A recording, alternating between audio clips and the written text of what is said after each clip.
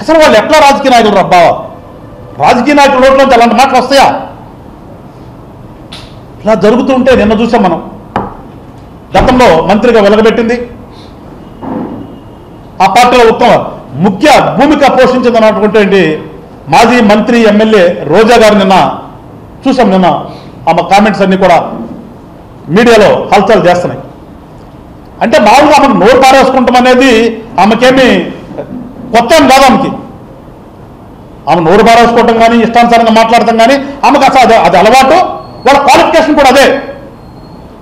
కానీ మేము గతంలో కూడా చెప్పాం, మీరు మీ ఏడుపు ఎట్లయినా ఏడవండి, ఎందుకంటే మీరు రాజకీయ నాయకులు కాదు కాబట్టి, మీరు ఒక దొంగల ముఠాకు సంబంధించినటువంటి బ్యాచ్ కాబట్టి మీరు మాట్లాడతారు, మాట్లాడుకోండి.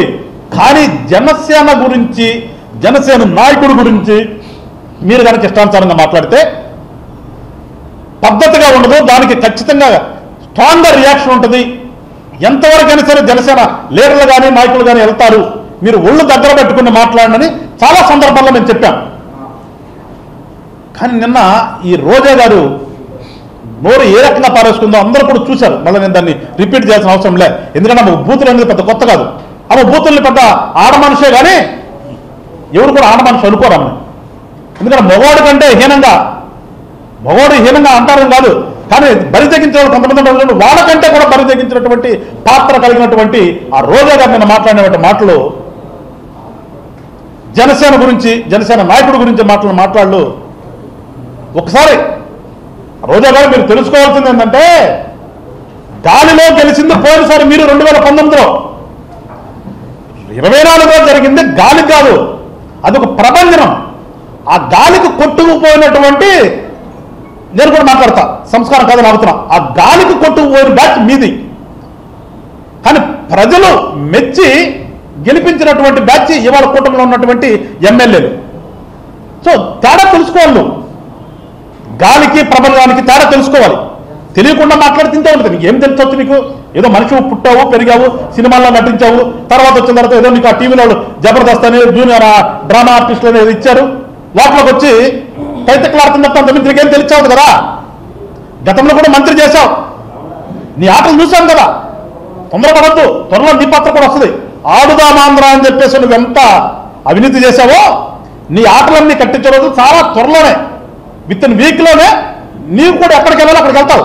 అందుకని నువ్వేం తొందరపడద్దు. దాని గురించే నువ్వు ఆటని గురించి మాట్లాడటం కోసమే ఇవాళ తిట్టే పురాణాలు ఎత్తుకున్నాను. కానీ జనసేన నుంచి నీకు చెప్తున్నాం సీరియస్గా, ఇంతకుముందు కూడా చెప్పాను, ఇప్పుడు చెప్తున్నాను, నువ్వు జనసేన గురించి నోరు పారేసుకుంటే కోసి కారం పెడతాం. నువ్వు ఆడదానివని కూడా చూడవు, ఎందుకంటే నువ్వు ఆడదాని కాదనే విషయం నీకు తెలుసు. నువ్వు కోసి కారం పెట్టుకునే దాకా తెచ్చుకోవద్దు. ఒక్క నిమిషం మా వాళ్ళని, ఏదో మీ నాయకుడు చెప్పాడే కనుసేపు చేస్తాను, మా కనుసేపు కూడా అవసరంలా. మీ ఊరికి ఇట్లా చూస్తే చాలు, మా వాళ్ళు ఏం చేయాలో చేస్తారు. కానీ మేము రాజకీయ పార్టీకి సంబంధించినటువంటి లీడర్స్, మేము నీకులాగా దొంగల సమూహం సంబంధించినటువంటి బ్యాచ్ కాదు మేము. అందుకని ఒళ్ళు దగ్గర పెట్టుకుంటే రోజు దగ్గర మంచిది.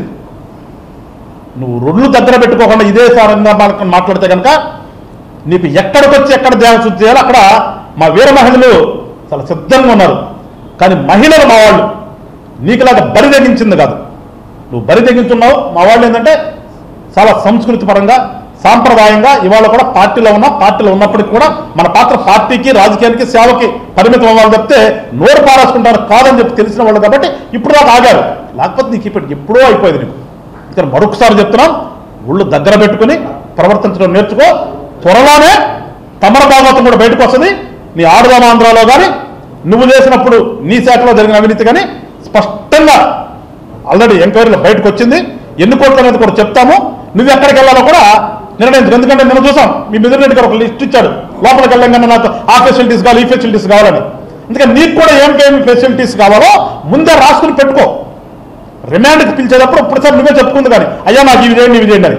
అందుకని అవి ఆలోచించుకో చెప్తే నీకు రాష్ట్రం మీదో, రాష్ట్ర ప్రజల మీదో, రాష్ట్ర భవిష్యత్తు మీదో, అలా రాజకీయాల్లో ఒకసారి ప్రభుత్వంలోకి వచ్చిన తర్వాత పార్టీ ఏం చేయాలో అవేవి మీకు తెలిసావు. మీకు తెలిసిందల్లే దాచుకోవటమే. కాబట్టి వస్తారు, నీ అన్న వెళ్తాడు, నువ్వు వెళ్తావు, నీ అన్నదమ్ములు ఎవరైతే ఉన్నారో నువ్వెవరు అనుకుంటున్నావు ఇవాళ అందరూ కూడా వెళ్ళేది చాలా త్వరలోనే ఉంది కాబట్టి మీరు దానికి సిద్ధంగా ఉండదప్పితే దాని నుంచి తప్పించుకోవడానికి రాష్ట్ర ప్రజలకు ఏదో మమ్మల్ని ఏదో ఇబ్బంది పెడుతున్నారు, మమ్మల్ని నిజంగా జనసేనలో టీడీపీ వాళ్ళు కలిసి మమ్మల్ని ఏదో చేయాలని ప్రయత్నం చేస్తారు అని నువ్వు ఎంత చెప్పుకున్నా కానీ ఇవాళ ప్రజలు నమ్మే స్థితిలో లేరు.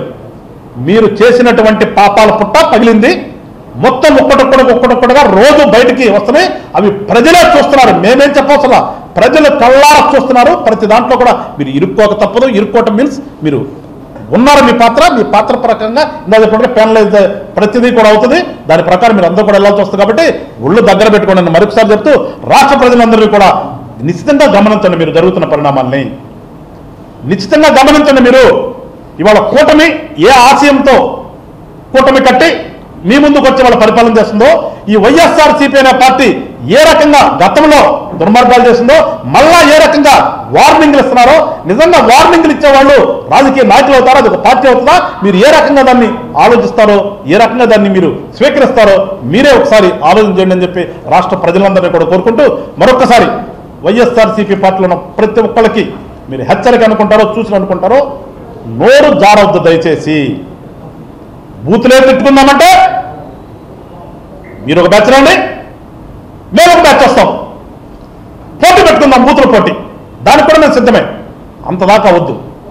ప్రజలకు మంచి చేద్దాం అనుకున్నప్పుడు రాజకీయంగానే ఉందాం. ఎదురెదురు పెడితే పలకరించుకునేటటువంటి పరిస్థితులు తీసుకురండి. ఎందుకంటే మేము పలకరిస్తాం, మీరు ఎట్లా పలకరం మమ్మల్ని చూసినా వెళ్ళిపోతారు. కానీ మేము మనుషులుగానే బిహేవ్ చేస్తున్నాం, మీరు కూడా ఇంకా మనుషులను నమ్ముతున్నాం. అందుకని ఒళ్ళు దగ్గర పెట్టుకునే ప్రవర్తన మరొకసారి తెలియజేస్తూ రాష్ట్ర ప్రజలకి అందరూ కూడా మరొకసారి రేపు హరిహర వీరమల్లని సినిమా రిలీజ్ కాబోతోంది. అది పూర్తిగా మన సంస్కృతి అట్లానే మన చరిత్ర గురించి తెలియజేసేటటువంటి ఒక పిక్చర్ కాబట్టి మా నాయకుడు కూడా వీళ్ళకలాగా దొంగ వ్యాపారాలు లేవు. ఆయనకున్నటువంటి వృత్తి ద్వారానే పార్టీకి పెట్టుబడి పెట్టే పర్యవస్థానం ఉంది. కాబట్టి మీరందరూ కూడా ఆ సినిమాను కూడా ఆశీర్వదించాలని రాష్ట్ర ప్రజలందరూ కోరుకుంటూ సెలవు తీసుకుంటాను. జై హింద్, జై జనసేన. హిట్ టీవీ యాప్ ఇందులో short news, live news, entertainment shows, movies, digital magazines తో పాటు మీ జిల్లా వార్తలను కూడా ఫ్రీగా చూడొచ్చు.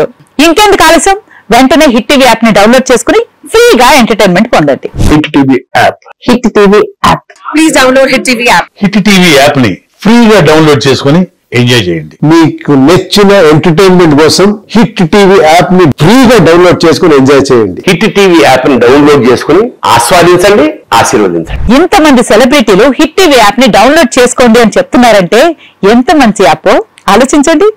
అమెరికా అమెరికా అమెరికా అమెరికాలో చదవాలనుకునే వాళ్ళకి విశ్వసనీయమైన పేరు మన సౌర్య కన్సల్టెన్సీ. UK లో 1 year masters, UK లో 1 year masters, 2 years work permit up to 5 years visa. Contact Saurya Consultancy. Contact 89851 89851.